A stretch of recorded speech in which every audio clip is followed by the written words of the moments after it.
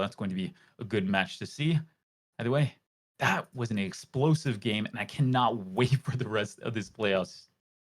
Oh yeah, I mean that was just the winners round one. Imagine, guys, imagine what we're going to get for the rest of the games coming very soon for you guys. So it's going to be a blast. We'll find out what that next game will be very soon, or maybe we'll find it out here very shortly. But of course, if you're just tuning in and you're wondering what are these guys doing, well, we are playing some League of Legends. We're not. We're casting some League of Legends, but of course the players are playing some League of Legends, and it's all for the Ivy League Plus versus COVID-19. This is just a big fundraiser for as far as helping some people out in need that are obviously struggling. This is something that is affecting everybody worldwide. And down below, if you're looking to support the stream in any possible way, or rather looking to support COVID-19, you can find that donation link down below. And if you're able to give anything at all, everything is much appreciated. You guys even being here is very much appreciated, and we thank you very much for this. But guys, we're getting ready to throw it to a short little break, get ourselves ready for our next matchup that's going to be coming very soon. Make sure you guys do not go anywhere. Stay tuned.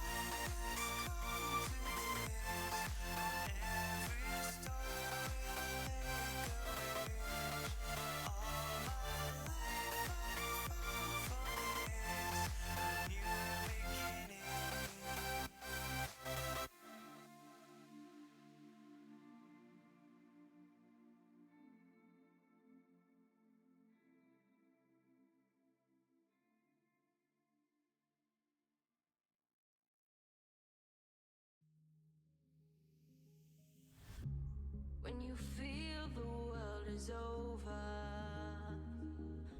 when you say you're feeling lonely, if you ever need a shoulder, you know where to find me. Stop chasing all the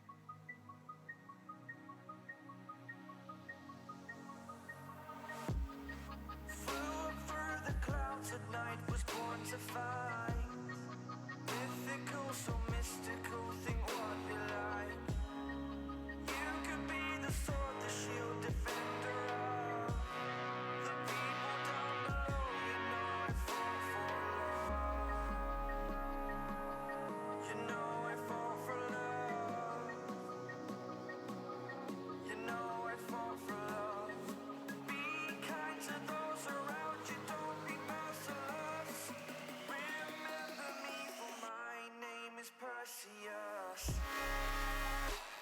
My name is Perseus. My name is Perseus. My name is Perseus. My name is Perseus. My name is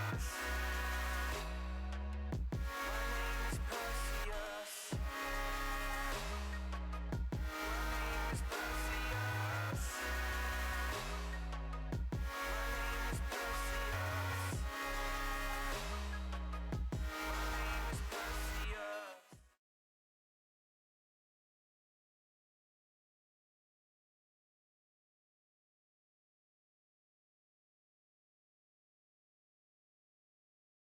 Welcome back, everybody, as we're getting ready to set up our second game, moving over towards the winners round number 2, where, of course, we're now going to have Brown up against UPenn. Brown sitting 3-0.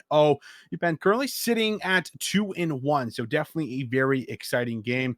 And, well, if you're just getting a chance to actually tune in and watch, well, we're actually raising money here just for some of the actual resources here going in towards COVID-19. So if you're just getting a chance to tune in towards the Ivy League Plus versus COVID-19, down below, you will find a link that is meant for donations. Anything, of course, that you're able to give is much appreciated. And that goes to things like tracking and understanding the spread of the virus, ensuring patients get adequate care, and providing essential supplies for some of those frontline workers that are putting their lives on the line for us. So make sure you guys are able to go down below. A couple of you guys don't know also, that you're supposed to stay 6 feet apart. I don't know about you, Switch, but I've seen lots of groups, lots of people that aren't staying 6 feet apart. And, well, don't know what 6 feet is. Well, 6 feet, just about a hockey stick.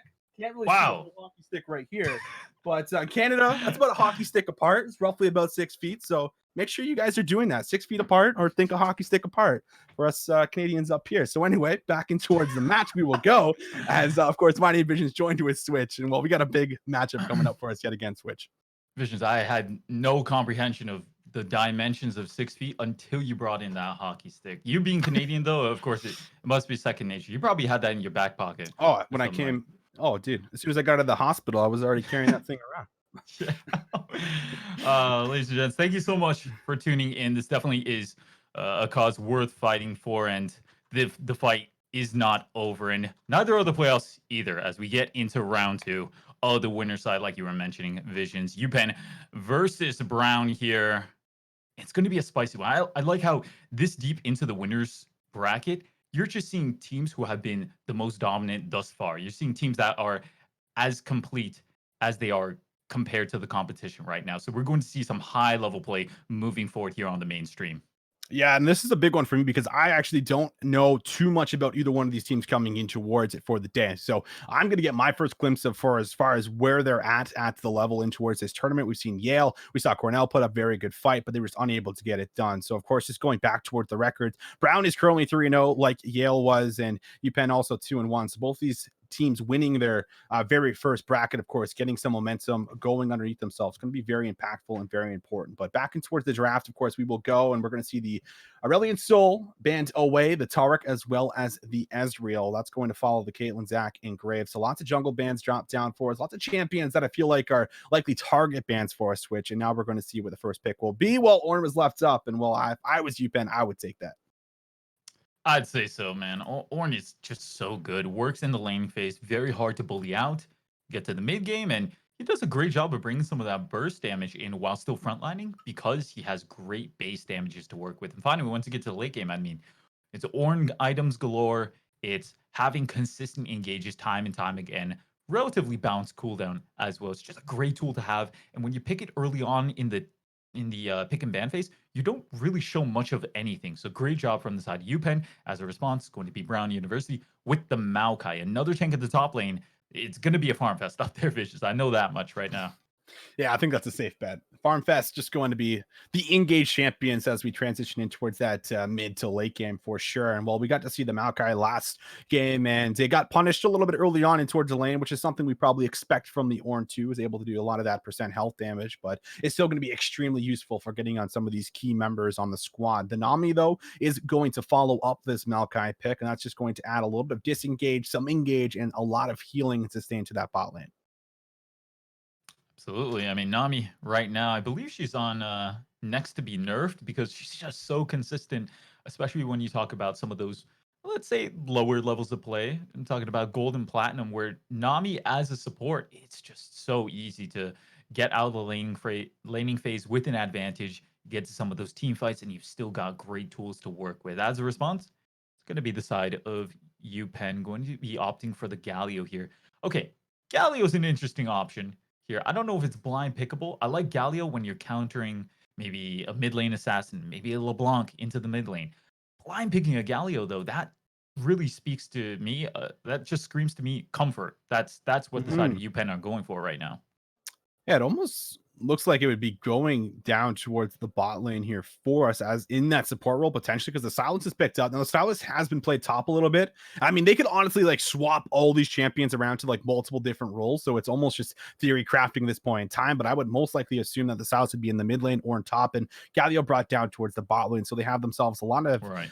engaged tools, a lot of CC built up, and not a whole lot of actual constant DPS. So we'll have to see exactly what 80 carry the dude look to grab. The Trundle is a great response to a lot of these tanky members that they have grabbed. This is going to help dearly in trying to take down the frontliners on the side of UPenn.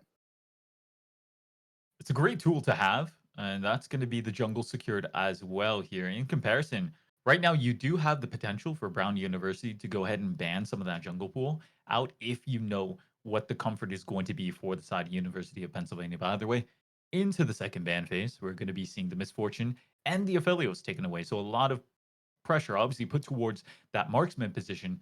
Once you get these two out of the line, I think it's really just easy pickings from there. I mean, you really have your options here. You can go for something like actually the Ezreal and the Caitlyn as well banned out. So right now I'm seeing Zaya, Varus still available, no longer Varus. Zaya still available. Let's see if they keep banning it out.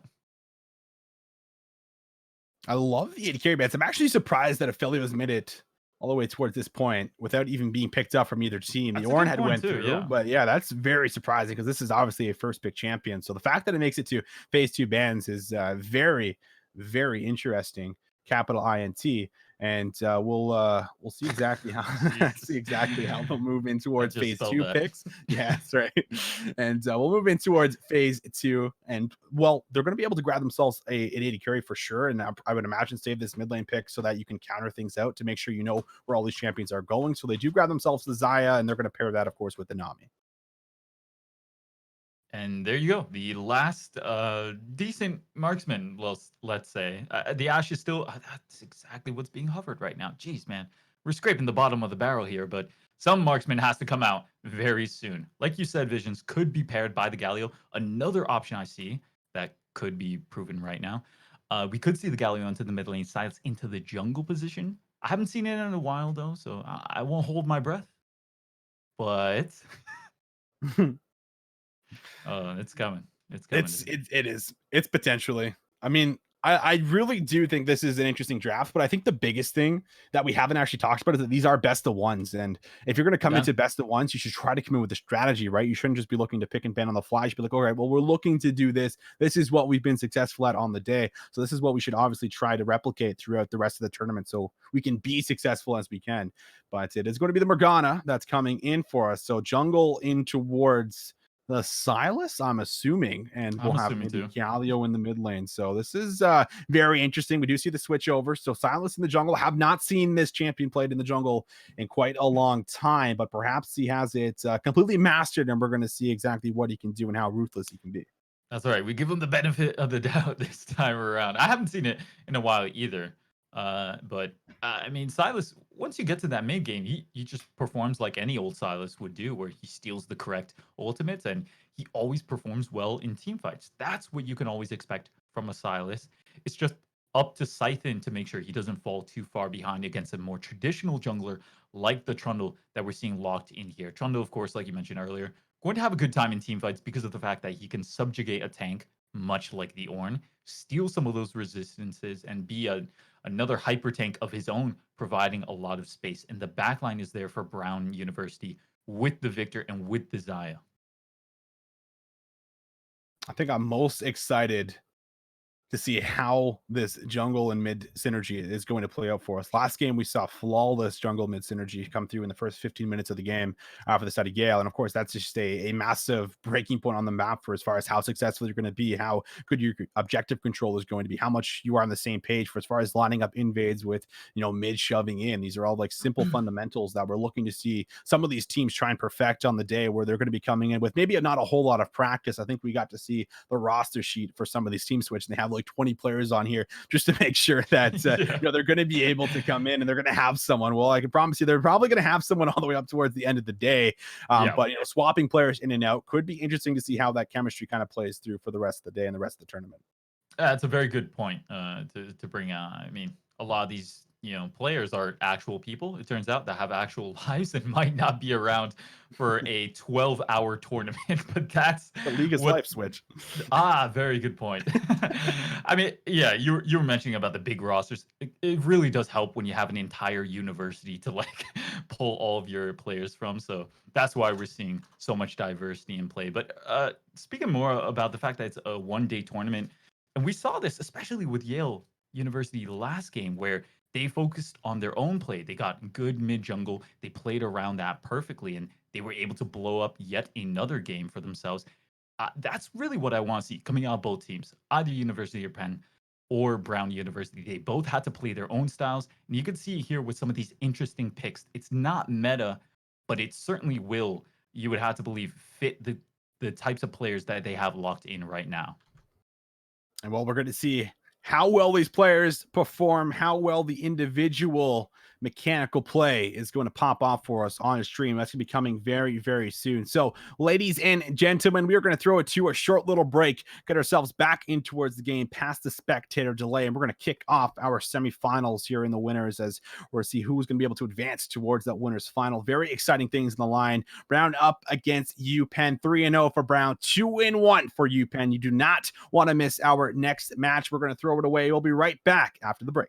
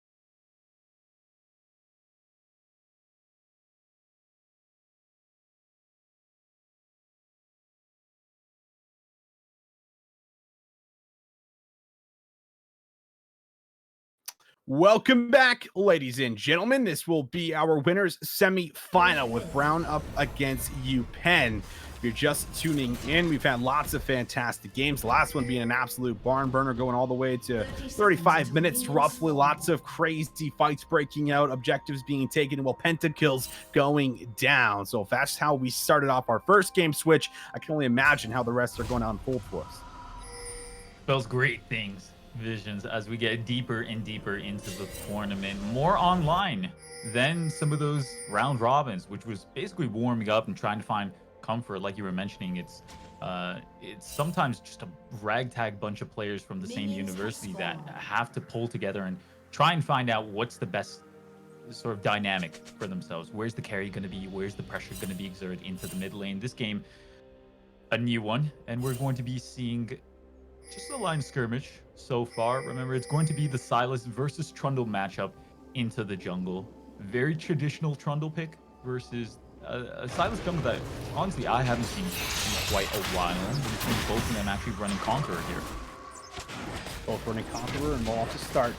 This jungle is also going to start on the same side of the map, so could get some action around those wet noodle fights that will break out here inevitably, with the Ornn and the Maokai both pathing towards, of course, that top side. But we'll see how the Silas goes. I'm very curious to track this as a jungle main myself. I want to see how he's going to be able to kind of implement some of this pathing, and look to see if he's looking just to get that early pressure and try and get that first initial kill under his belt so he can start that snowball off. That's how I imagine this champion kind of has to play through for us. But these are best of ones for anyone that does not know. So pulling out your pocket picks or pulling off these champions that can throw that curveball in towards the plan of your opponents might just give you that one up in the series. Certainly could. Keep an eye on that one, and we're off to the races. Laning phase started off. My biggest focus right now is really going to be into the mid lane, because it's going to be that Galio versus Victor matchup. Galio does relatively good when he's versing an AP threat for himself, so I'm assuming he's just going to be able to play it relatively aggressively, set up good ganks for his team, and possibly find a strong lead through ganking alone.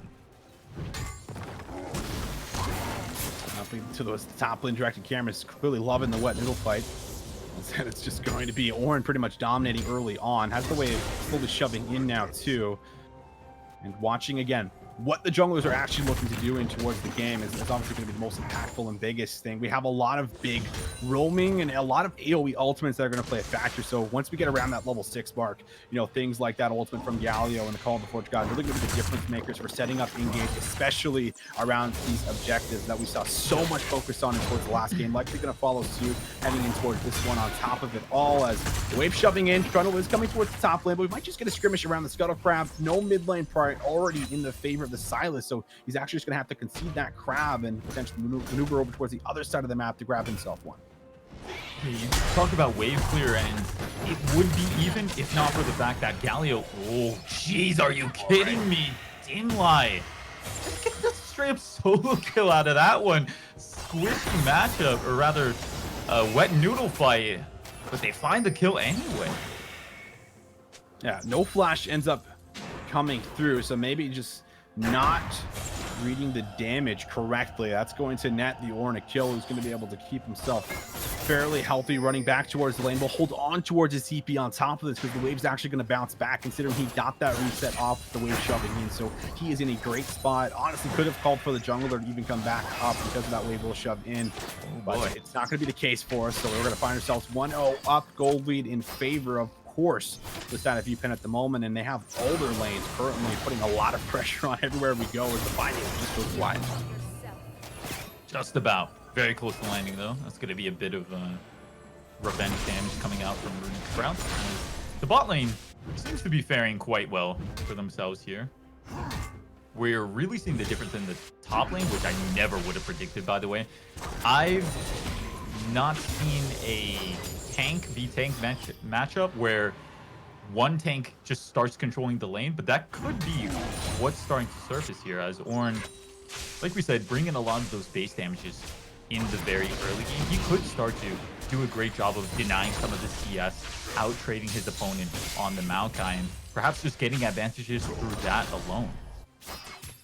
Well, I don't know too much about Silas Jungle, but I know getting double crabbed at the start of the game is probably not ideal whatsoever for him. So lead actually built up really well for Slime, as he's going to have a 42 CS, and he's having most of the game actually at the moment. Victor just having one over him. So he's been on a mission, and that mission is to kill those camps in the jungle that are just completely doing nothing to him, but gonna net him some gold, and he's gonna have a very big reset coming up. But because he hasn't reset, there's a little bit of tempo advantage in favor of the Silas to see if he's going to look at maneuvering around the map whatsoever and trying to create a play of his own. Bot lane is now going to be able to get the shove in towards the Ashe and the Morgana, which is going to be a nasty combo once they hit 6. So there's a lot of great things that UPenn have to wait for. And you don't necessarily have to force anything, Switch. That's the biggest thing. You know, they could look to force some plays to take those 50-50s, but there's just no need to. Their level 6s are going to be so impactful, and I imagine they're going to wait for some of those to drop down before they look to create some proactive plays. Yeah, absolutely. And they had to play through their win condition, which is lining up some of those big engage ultimates. You talked about the hero's entrance coming out from Galio, the Call of the Forge God as well from Dimlai. Dimlai himself just playing really weird here. And this is the zone that we were starting to talk about. CS discrepancy already forming into the top lane. It's going to be 16 CS up currently. And that is going to force Genji jump away. Gonna have to back, no teleport as well, so this is just strict money being lost in the top lane. It's up to UPenn to really try and find an opening off of this advantage. This could be a pick. They're looking to run him down, but Slendy is there to back up his jungler and has his back, but this is going to be now 3 crabs given over. Just the whole control, man. Switch, I could play jungle games like this where my whole team rotated to the crab. Like when it first got introduced and people would TP level 2 for the crab fights, I miss those days. Oh, yeah. I used to get support. Now it's like, oh, it's just a crab. Let the other team together. It's fine. Well, fortunately, the Silas probably needs to get some gold under his belt in the early game. Losing the dragon, losing 3 crabs in a row. Not off to that start that he likely wants to have. Alrighty. Traditional jungler versus untraditional jungler. Right now, I'd say going in favor of tradition here. Trundle coming off to a great lead here. If you toggle over to the gold, it's just about 200 the advantage right now for the Trundle pick here. Scythen, he still has yet to really find himself on the board and find good advantages for his team. You have to attribute some of that to the mid lane pressure right now.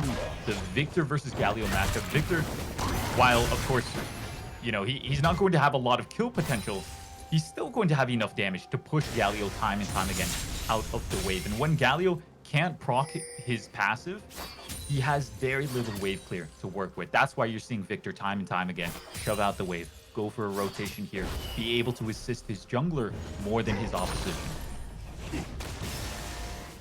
In the mid lane, just going to have to try and deal with the poke from the Victor, who's now going to have that upgraded laser. Going to make it very easy for him to clear out these waves time and time again.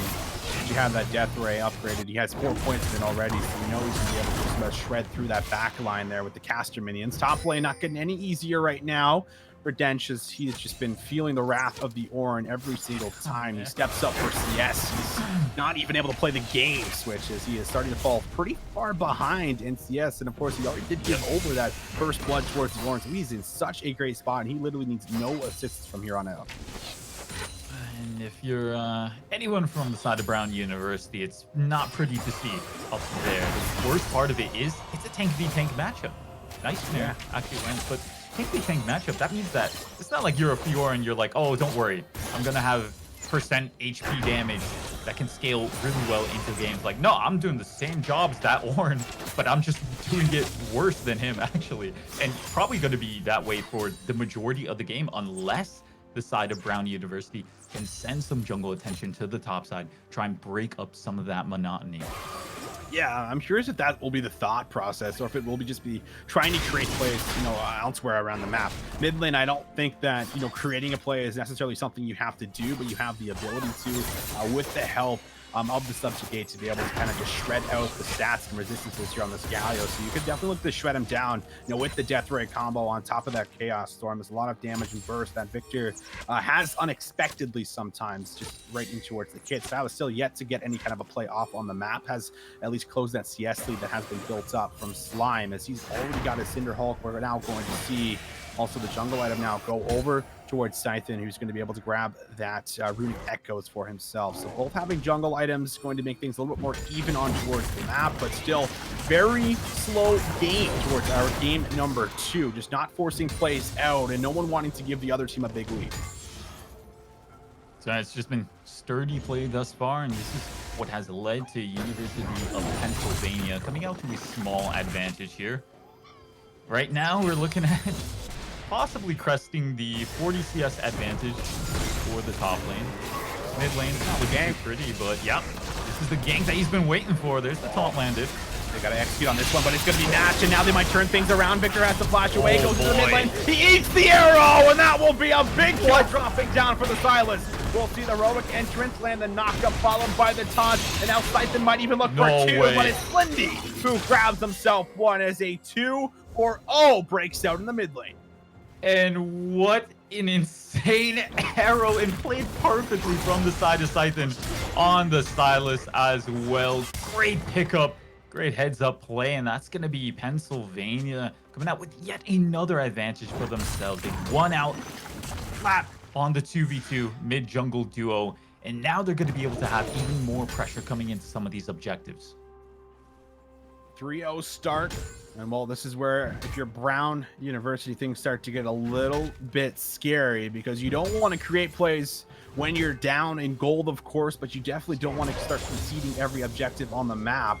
And while at least they have one dragon on the board for themselves that was picked up very early on, but we have now our second one, which will be an ocean dragon coming up in about 25 seconds. There's also a rift herald in the top side of the map, so a couple of options to play for both of these squads. Could even very likely see those trades that happen to break out from time to time. This is a very tough spot for Brown. You're down 2k gold. The top lane is getting absolutely demolished. Ornn has 113 CS. He's almost got double what his lane opponent has. He's still poking him down. He's got to be about a level and a half up, and I'm just not wanting to be in the shoes of Maokai right now. Really, like, there's no solution in sight. And Slime Blob, I mean, here's the thing. If you're Trundle here and you spend time ganking that Maokai, it's like, great, you gave him 2 kills. It's a 2-kill Maokai. Does that win you the game? Or is it better to just camp the bot lane where you have a Xayah that works well with gold, where you have a Victor in the mid lane that works well with gold as well? Right now, pressure being exerted here around this dragon, and University of Pennsylvania, they are very comfortable just taking it for themselves. Well, certainly so. They have themselves the gold lead, and they're going to be able to flex their muscles a little bit around the second dragon that spawns on towards the map. So one apiece for each team, and we're going to get the air dragons and the wind dragons for as far as what our soul will be. And we'll be coming up here in about 4.5 minutes, but there's still nothing that they have to do overly to force these plays. They have Ash arrows that's tracking the jungle, rather Ash East, but I'm gonna hold that thought as, oh boy, another gank in the mid lane. This time there will be no counter from the jungle, almost able to slip away by the back end of the queue from Slindy. He'll be able to find the back of on 2, and that will be another death for him in the mid lane. Another great gank. It's so easy when you have the Galio to help set it up. Got the knockup going. TP into the bot lane. This might be another engagement for Penn. Featherstorm thrown out, followed by the tidal wave. That's a lot of damage that drops down, and that will be Xayah out. Runic Sprouts will go to gray screen, but luckily his duo partner will be able to make it out alive, having to invest that flash to do so. And that will be another successful proactive play that drops down for Penn. I think it's so smart. You get a successful gank into the mid lane. Great. You buy a lot of time for the Galio. Instead of just going and trying to knock on some mid lane towers to get some plating gold, he just goes ahead and TPs into the bot lane to get another kill for yourself. But this time, you put the kill into the Ash's hands. Now you're doing a great job distributing the gold for the side of Pennsylvania. And they've got a big lead growing for themselves. 3,000 flat out. A lot of that you can attribute to the top lane, but the gold, it's been dispersed evenly. And when it comes to team fights, that's going to pay off in dividends. Whoa, that's very aggressive. Well, we'll see Ornn. See if he can try and almost bait it away. Okay. Call the fourth god use. They'll be able to land the knockup. There isn't a whole lot of follow-up just yet. Arrow's going to go wide, so not going to find a target. A lot of ultimates actually invested there, and there's some pretty long cooldowns on the side of Brown here, or UPenn, excuse me, as you could now look for an opening. I feel like, Switch, if there was an opening that's going to break it towards the map, this is it. There's a rift out to play for on the top side. There's a lot of AoE down. You have a lot of ultimates up for yourself that's coming here very, very soon. And there's a small window where you can look to make a successful play. Yeah, I completely agree. In spite of the fact that Galio no longer has that global pressure going for himself, I think it's still a no-brainer to go ahead and try and execute this Rift Herald here, just because of the fact that there's no dragon in the bot lane. Your two bot laners are really safe, actually. The Morgana and the Ashe. The slow's coming out from Ashe and the Black Shield from Morgana. You can feel pretty ensured that they're not going to die. So go ahead, pull the trigger on that Rift Herald. It looks like the play might just be here in the bot lane. There's a tidal wave and the bubble as well. This is the play I talked about. You find an opening. The bot lane does not respect where their opposing opponents might just be. A beautiful setup that ends up dropping down. That's going to net them 2 kills, both going to the Xayah. And bit of caster curse right there. That bot lane, so safe. And they get 2 for 0 really quickly as well. Unfortunate. But the side of Pennsylvania, they still have other pressure points to play around. Top lane still at a decent advantage. This is going to be Siphon making an appearance into the bot lane, trying to relieve some of that pressure, making sure the bot lane tower doesn't go down just yet. I love the fact, at least, that Brown's fighting back, keeping things competitive for us. Going to keep that goal lead just down to 2,016 minutes and 30 seconds. And the resets are going to be on point for the tempo that's about to break out on towards the map for us, as we are going to have that third dragon spawn. First one of the Wind Soul Dragons. And the setup is coming in very, very early for Kesty as he looks to try and drop some of this early vision. The Scuttle Crab also going to run out fairly soon, so we'll see how they break it on towards the map. Trundle's going to go to the top side and likely path down. Victor has his Hex Core item also completed, so he has a lot of enhanced abilities. It's going to make him a lot more useful, especially in these team fights if one does break out. Absolutely. You're starting to see the recipe for success formulating here for the side of University of Pennsylvania. Like you said, Dragon coming up very soon. A bit of initial vision dropped down, but think about the setup here. Right now you have Dimlai up in the top side. He's constantly shoving out waves and getting to the punch earlier than his opponent Maokai right now. If he pulls the TP off, he's going to be able to pull it off sooner than the Maokai, just because of the fact that he doesn't have minions to worry about, right? Maokai has to make a choice. Do I deny myself some of these minions just to make it into a fight that I may or may not win? Or do I just take the minions and leave my team with that man deficit? It's a tough decision right now, and it could be a situation that is plaguing the side of Brown University for the rest of the game. We'll have to wait and see. Right now, though, control into the river as usual. Penn has gotten 1 Ocean Drake to their name, and they're looking to make that control 200%. A lot of key items have come in, and that might just be Mini Dewey caught out and taken down. Yikes. That's the kill that goes over to Riddick Sprouts. He takes kill number 3, having all of them for his team. We're going to see the TP down. Kesty is caught out in the side of the river, and the Chaos Storm likely will finish him off, but not before Slindy will be taken out. That's 3 members down now for UPenn. Might just be 4 on 2. Will he be able to find the trade kill? The heals are out. Nami has his mid laners back, as they are going to keep everybody alive, and that will be 4 down for UPenn. Every single member for Brown University. Just a clean 4 for 0. How often do you see that come out? Didn't even have to involve some of those 1v1 outplays. It was straight up the side of Brown University, finding a pick and moving forward off of that much. They're able to do a great job of translating 1-man advantage into a 4-man advantage to get the dragon onto the bot lane tier 1 tower. What a flip of the switch coming out from Brown.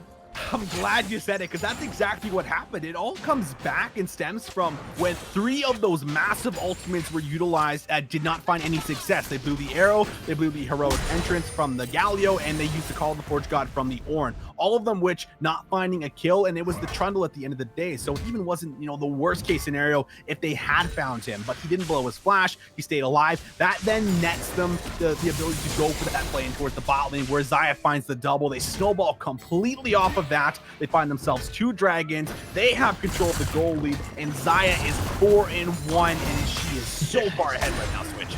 I was gonna start bringing that up. We're past the Cold War of the early game, and now this game is gonna start really heating up here. 4 kills into the hands of Runic Sprouts on the Xayah. That's fantastic to have. Marksmen are so goal dependent, so to get some of those items very early on, your backline is now perfectly set. You can now start to focus on finding the perfect engagements so that you give Xayah a lot of time to auto attack for free, and that's hopefully going to be the situation coming out from the side of Brown University. They have the tanks to facilitate it as well. You've got the Maokai and the Trundle coming out with the Subjugate as well. That's going to be buying you quite a bit of time. So it's all off of execution from here. Next objective, well, right now the Baron is available. Baron available for us. 20 minutes and 30 seconds in towards our winners semi-final. Very intense bracket, of course, double elimination for us. So even if one of these teams do lose this game, they still have an opportunity to run it back and get themselves in towards that grand final, making the losers run. But of course, you don't want to be put in that position. You want to try and have that flawless record. Brown on track for trying to keep that going, as it was looking a little bit tough at the beginning of the game, but they fight themselves back in. Well, there's no objectives to take at the moment, just towers. This will be an engaged play, looking to see if they can try and find a knock-up, and Trundle coming in is actually going to force the flash out from Kesty. So no summoners blown or ultimates blown on the side of Brown, and they managed to get an ultimate and a flash out for the side of UPenn. Yeah, that pillar, man, that warrants the flash for sure there. Isolates the Morgana, and she's forced the flash out. Great response coming out from Brown University. And this is what you want to see. Not only are they making good proactive plays, but they're coming out with the right responses from aggression as well. Now here's Titan, flash shield to his name, and now he's going to be trying to find a pick here. Oh, the tidal wave just barely escapes him, but he just escapes his death for a quick moment, as this might be 2. A double now collected for the mid laner of Brown. And this is going to be another play forced out from the side of UPenn that is going to be unsuccessful. Yeah, add another tally mark to the advantages of a traditional jungler. The 1v1 potential seems to be going in the favor of the Trundle right now. And you have to attribute some of that to the build currently secured for the Trundle. He gets the Blade of the Ruined King. Sure, that's pretty good for consistent damage. I think the real comparison is the fact that right now, Silas, not a ton of AP to his name. Had to go for the Merc Treads as well. So really, once you've used all of your abilities, you've pretty much exhausted all of your burst potential. The Trundle does a great job of just washing that off and going for a couple quick auto attacks. The collapse comes, and once again, reactions from the side of Brown University have really stepped up here. Certainly feeling the pressure and the wrath of the squad that's just, like you mentioned earlier, just flipped the switch.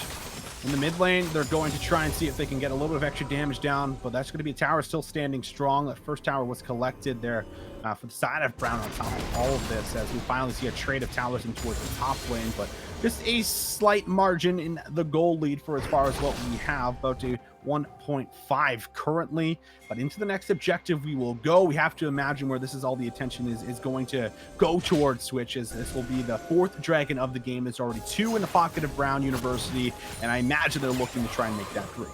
All right, Vicious, I know throughout all my casts in League of Legends history, I always pin Cloud Drake to be one of the weakest Drake Souls.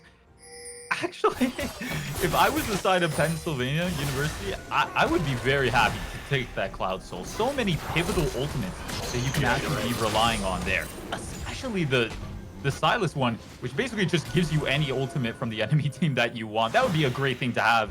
But Pennsylvania, they're going to have to fight for it, as they are showing up here for the contest. Watch the call the Forge God. That's going to be the big engage. As everyone's playing so slow, they know what's on the line here. This fight, it's going to break out one way or another. They're obviously looking to go for the objective. The dragon does reset, so someone's going to have to start it back up.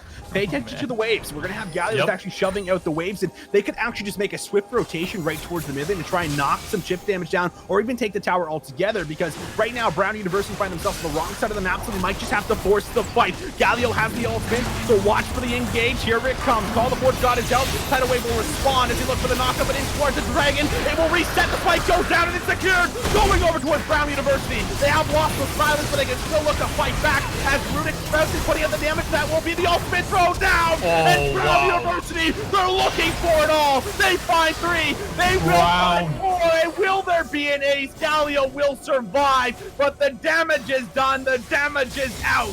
and Brown University find a big win at the Dragon Pit. Massive wipe of a team fight. Brown University, they take the dragon, take the team fight as well, and they're going to take more off the side.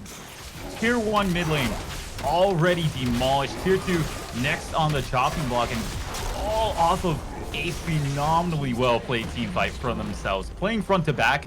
But like we mentioned, some of these small things, kills, or the amount of gold rather, in favor for Runic Sprouts on the side. Just tearing through enemy lines.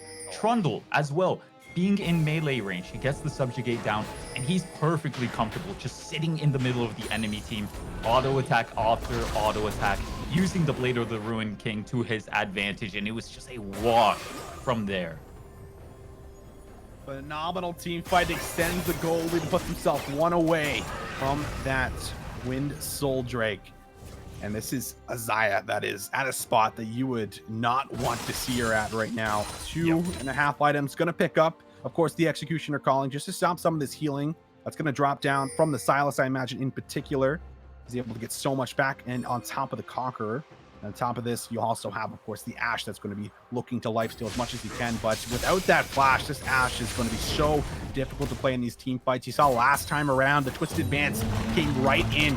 But we're going to have to see a play break out. Oh boy. Xayah's going to get knocked up, but is anybody else really here to kind of back her up? This will be Slime, as we're going to see the arrow drop, but it's going to be the Trundle who ends up tanking this one out. Now they've invested some ultimates, so they're just going to have to walk this one away, but they do get Runic Sprouts out, and he's safe and alive.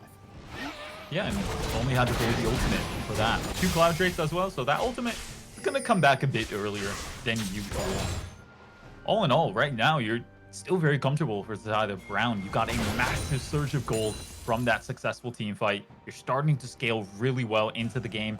I mean, think about that top lane deficit that we had really early on. That doesn't really matter anymore because of the assist advantage right now for Gen Shump. Both tanks, they're going to be doing the same thing right now, but if you have a stronger backline to rely on, aka Brown University right now, you're going to feel much more confident to pull some of these engagements out and get phenomenal advantages for your team. Baron is live. Last time I didn't see the Baron started up till about 32 minutes, so there's still a lot of outers on the map that you can see. The side of Brown University looking to take advantage of, but the TP is in. Slindy is looking for a big play. The teleport in response is forcing him to back away as he does a quick 180 and runs to his team. A second teleport to actually force that. So at the end of the day, that's not too bad, but they could still look for an engagement. Dewey is going to dive in the Chaos Storm as he gets locked down for the Nature's Wrath. And now the Galio ends up falling as well. As much as I talk about the TPs may not being worth, it ends up being worth, and they're going to turn around and find 2 kills. And that's one way to find a successful team fight. Just show up to the tower, get a lot of poke out, and that's going to be the 2-man advantage. Giving Brown the confidence to start for this Baron. They're going to rotate very quickly onto that teleport, blows the flash instantly from dim line, and now still a bad situation for Pennsylvania. They're trying to find their way around this objective. There's the call of the Forge God. And they'll land onto 3. And knock up, but the miscommunication is there. The Black Shield has been used on towards the Ornn, who they thought was going to engage. Into the pit we will go. The Soul Shackles will rain down. He will drop it towards the Zombies. This could be very bad right now, but UPenn are going to be able to at least find themselves 110 and B2. Xayah's in the pit. She will be taken down. Siphon now looks to try and escape, and he gets himself out. This will be a 3v2, waiting for some of these members to look to rejoin. Ashe is coming. In, but Ashe can't attack from this angle. So now Siphon left out in the wake as they'll look for the next one. Nature's Grasp is back out. Will be able to land it. Slindy will go in. Siphon with an engage of his own, and Brown University will fall short. They don't find the Baron, and this is the opportunity for UPenn to find the opportunity themselves. What a tragic turn of events for the side of Brown. Had the initial team fight, I even kind of thought they could compare it as well. They got so low, but a team fight able to distract them. Pennsylvania, they pick up the pieces, and they're able to take this Baron as well from that deficit. So much fortune falls into their hands. What are they going to do with it now as the dragon is available? So many shutdowns collected. The Baron, the swing, the change of the tides all happening at once for us on Summoner's Rift. Yeah. And they're even going to maneuver over and find themselves Another dragon. This will be their second of the game, but more importantly, this denies them from getting these soul dragons, which that's the main thing you didn't want to happen. You didn't want to get all these players have all this additional cooldown and movement speed when they're using some of these big impactful ultimates. So a big takeaway, and they're going to close that goal lead very significantly down to just about 1.4k, 1.5k, and now they're going to see if they can try and stop the aggression that has been so dominant thus far from Brown. I mean, that's certainly a turn I didn't expect to see. So that's what makes this game really interesting as well. I think I might still favor the side of Brown University when it comes to competition. Still win out on some of these team fights. That being said though, Pennsylvania in particular, they have so much potential playmaking at their disposal. There's the hour going to be thrown out. It's a long range, so no follow-up quite yet. Also lands onto the trundle, but the playmaking potential is certainly there. You saw Scythen and Slindy, the diving duo, able to take out into on the victor there in that last team fight. And once you can take out some of these big backlines, what do you really have to worry about after that? A Trundle, a Maokai? You can start to really run over a team fight if you are able to eliminate either the Zaya or the victor. So right now, that's the win condition in the eyes of Pennsylvania. The stalling certainly playing to their advantage. But you look at some of those items coming in, and it's looking still very terrifying if anyone ends up just mispositioning for a quick moment. The engage available for both teams. Into the mid lane we will go once again. Victor has been doing a great job of pushing up the side lane. He also has his teleport coming up very soon. On top of that, Dench used his teleport at the exact same time Victor did. So they're going to have that simultaneously as finally the mid lane tower is going to fall. That's going to net UPenn the second tower of the game. And now they might even look to siege for 3. The gold is about to hit just about even. Call the Forge God going to be utilized. One-man knockup. That's a big root onto multiple members, followed by the tidal wave. That is one member down. We'll say goodbye to Slindy. That will be Kesty, who ends up dropping forward. Flash forced out from Slime, as it will be members down for UPenn. Arrows thrown out will stop them for the time being. The Baron is still active, but another big engage comes through for Brown University, and they will clean up 2 as they press their advantage, looking for the rest of the 3. And Brown instantly vaporized Slindy on the Galio. You're looking at a combination of Subjugate and a still very impressive backline coming through that allows Brown to get that first kill. They transfer it into the kill on the Morgana as well, and that's a 2-man advantage. Now going to be rotating towards the bot lane here, and while they don't have the Baron buff advantage, sure, they have the mana advantage, and that the amount of threat of dive potential that Brown have right now, there's no way there was going to be a contest on that bot lane tower. We're still at this midway point where either team could really take it right now, but when you're playing just casual front-to-back team fight, I think I still put it in favor for Brown University.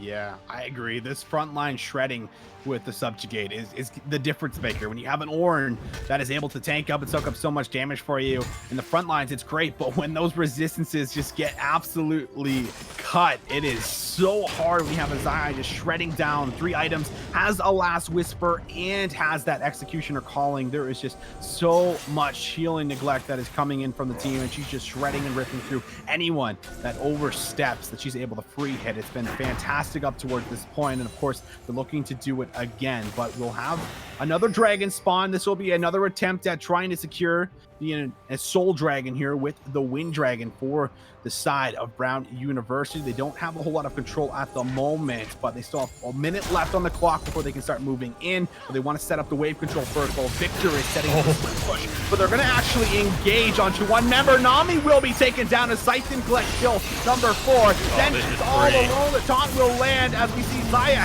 forced out of the fight, has to run away, and now this might just be 3 down at the moment. Brown University, they overstep. They don't have their mid laner here, but can they turn things around now that Victor is into the fight? The Chaos Storm rains down and drops some damage, but not enough to give them that little bit of confidence to press forward. So this time around, it's 3 down that drop for Brown, and this should be a dragon picked up very shortly. And again, on paper, maybe you favor Brown to find some of these winning team fights, but right now it's Pennsylvania really playing unorthodox, flipping the script and finding their way into a favorable advantage for themselves. Now going to be translating onto the Dragon here. This one's going to be easy peasy. Visions, the dream of having 30% ultimate cooldown reduction for the side of Pennsylvania, that dream is still alive right now. It is. That's a scary thought. How crazy would that be? Mid, so many impactful ultimates. Also, you talked about the hijack too. On top of it all, where you're able to steal some of these big ultimates, which there are so many good ones to take for yourself. I mean, you could also look at grabbing the subjugate for yourself just to be able to shred through, this Maokai that's been just tanking and soaking up so many of these auto attacks and abilities. There's so many options, and I'm glad to see at least both teams keeping things very competitive. Just like our last game, it's only about a 1K difference. We're 35 minutes in towards this winners semi-final. The Baron is going to be live once again. And this is going to be a fight that's inevitably going to be breaking out here. The question is when? That is the question of the hour right now. Both teams, I mean, we've been seeing very cautious play coming out, right? When it comes to some of those dragons, they're willing to dance for 30 seconds just to feel confident enough. Tidal wave. Oh, that no. might be Kesty down. He drops into the Zanyas for a quick moment. Flash over the wall. That will be Orn makes it out, but they're funneling in towards the choke point. That will be Galio that finds the burst. One makes that a second, but Slendish will be traded out from the mid laner. So that's still a fight that goes the way of UPenn at the moment, but still having a couple of the big damage dealers up is going to push them away and make sure that they don't look for a re-engage. Oh man, Visions. When you land a 4-man hero's entrance, that completely flips the team fight on its head. I can imagine, think about doing that when your backline is ready to capitalize on that opportunity. That could just be a wash of a team fight for Pennsylvania. I'm sure that's what they're looking for. Right now, they're coming out with the right response. They're getting favorable advantages. The gold, once again, it's just about dead even as we currently speak. Once you're this late into the game, like 500 gold discrepancy, it doesn't really matter anymore. I think what's going to start playing a bigger part of this game very soon, and probably already is playing a huge pivotal role, is the Orn upgraded items coming out for the side of Pennsylvania. Right now, you've got 5 of them. Orn, what a champion. I mean, he was first picked for a pretty good reason, which he's pretty strong to the meta. He does do that for you as he finds himself up still pretty far ahead of his lane opponent for as far as CS, despite him not grabbing as many of the waves and giving those resources over towards his carries. But it's very important for this Ashe, of course, to be able to match this damage of Runic Sprouts, and he does have 4 items now when he has that Hurricane available to dish out all those autos, both summoners available. So we'll watch for Mini Dewey to be that saving grace and that big carry of the fight, while the rest of the team, of course, looks to set up the engages, make sure he stays a-okay and does not get collapsed on. We'll see the pressure break out towards the top side, and yeah, it's all about this big Baron play. We've been hyping it up. The anticipation is there once again. 5-man units on both squads, fighting for mid lane priority, fighting for the waves, but the waves are actually really solid for the side of Brown University, or rather UPenn at the moment, because they're going to have somebody that has to maybe move towards that bot lane or move towards this top lane, and that opens up for an engage potentially. Yeah, now with this slow game starting to pan out here, you're going to start taking a look at macro decisions. Bot lane in particular, like you mentioned, are you going to deny all that EXP and gold for yourself and on the side of Brown University, or are you going to send someone to go and pick it up? And are you able to stall the Baron for long enough until they arrive? Right now you have 2 teleports at their disposal for Brown. It's another 2 for the side of Penn University. So it's just going to be slow play from here. The waves haven't crashed just yet, but I've really been liking what UPenn have been doing, because they're trying to find, again, some of these really random team fight opportunities to just jump on, right? Imagine if you get another 3 or 4-man heroes entrance coming out from the Galio when your team is ready. You could really just have a complete wash of a team fight, take the Baron, take the Elder Soul, or rather the Cloud Soul that's starting to spawn here with a bind here. That's going to be Subjugate going out. Well. Flash is forced out. The Call of the Forge God is utilized, but the Tidal Wave is going to prevent them from going farther. So that's going to be a lot of ultimates expended on both sides. 3 down at the moment for the side of Brown University. And that will just be 2 used, but a key one being the Orn ultimate for this dragon. 15 seconds out. Both of these teams have 3 dragons, so you know they want to secure themselves that soul. Arrow in the face of Grundle. Tanked up from Orn. This is going to be an engage, but he is going to drop right in towards that stopwatch. He's going to golden right away, but he is getting chunked very low as we're going to now see the heroic entrance drop down, but everyone moves back and disengages for a quick moment. Chaos Storm, has been invested in that fight, so another cooldown no longer available for the side of Brown University as we're going to go back towards the Dragon Dance, and it's going to be started up. I think both teams know this. Fight. That's a massive ultimate, but it's going to go over towards the side of Brown with the Dragon Steel. Now the Soul Shackle dropping down for the Morgana. They look to lock him in place. No one dropping just yet, but finally Cindy will go down. Mini Dewey will grab himself. 1, 4 trouble, 3 down for the side of Penn State. A re-engage drops him, but a big misplay from Scythen as he throws his life away with nothing in return. 4 down for UPenn, and this is a massive opportunity to even end the game for the side of Brown University. And it came down to the front to back team fighting where Brown really thrived. You saw many people just evaporating from the side of UPenn. That's what happens when you have the backline of the Victor and the Xayah. They're playing so phenomenally well, and are they going to be able to put in the finishing touches as well? There's the Nature's Grasp to try and zone out the Ashe. 2 towers gone. This is going to fall. 1 more kill goes over to Dewey, but it does not matter. The Nexus has been deleted, and we are going to have Brown University remain flawless thus far in towards the tournament, and they will advance to that winner's final. And man, oh man, was that an absolute bloodbath of a game? Visions. I know maybe some of the viewers are like, wow, this is a really good League of Legends tournament. This is actually not just a League of Legends tournament, even though the competition is really entertaining to watch. It's actually also a charity stream for a good cause as well. But I mean, talking about that game in particular, that was just 2 big titans of the winners bracket just going toe to toe. You saw team fights going back and forth constantly, and finally it was the side of Brown with their consistency of winning front-to-back team fights, able to clutch it out for themselves. Yeah, able to clutch things out, and they will go up towards that winners final. That will be up against Stanford. So anyone that does not know, Yale actually did end up losing their winner or semifinals up against Stanford, of course. So that is going to be a very big upset, of course. I'm sure some of the Yale fans probably not very pleased about that, but they're not out of the tournament. They still have a chance for the losers bracket, as now we'll see and take a look at that bracket on your screen for as far as everything that has been happening. We're going to, of course, see Harvard eliminated, Cornell eliminated, our last game that we just got to see, and there's going to be a couple more matchups breaking out in towards the losers bracket. So we're starting to see teams get deleted and eliminated from the tournament at this point in time. Switch, it's coming down to the line. We're getting closer and closer towards that grand final. Yeah, these games are heating up like crazy. Last game, round 1 of the winners bracket, I was like, wow, pentakill. Okay. Yeah, I didn't expect to see this. Now I guess it's just my expectation to see barn burner games this entire tournament, because man, is this so explosive. I think if you're on either side, either you're Brown or you're UPenn, I don't think you can be unhappy, because that was a really exciting game to watch, probably an exciting game to play. And we're hoping there's going to be just as many more underway coming through. I have to imagine there certainly will be for us at the very least, but we're getting ready to throw to another short break, ladies and gentlemen. But just before we do, just a reminder that this, of course, is all for COVID-19. And down below, if you're just tuning in, there is a donation link that you're able to donate for the cause. I think we're almost at about 10,000 here.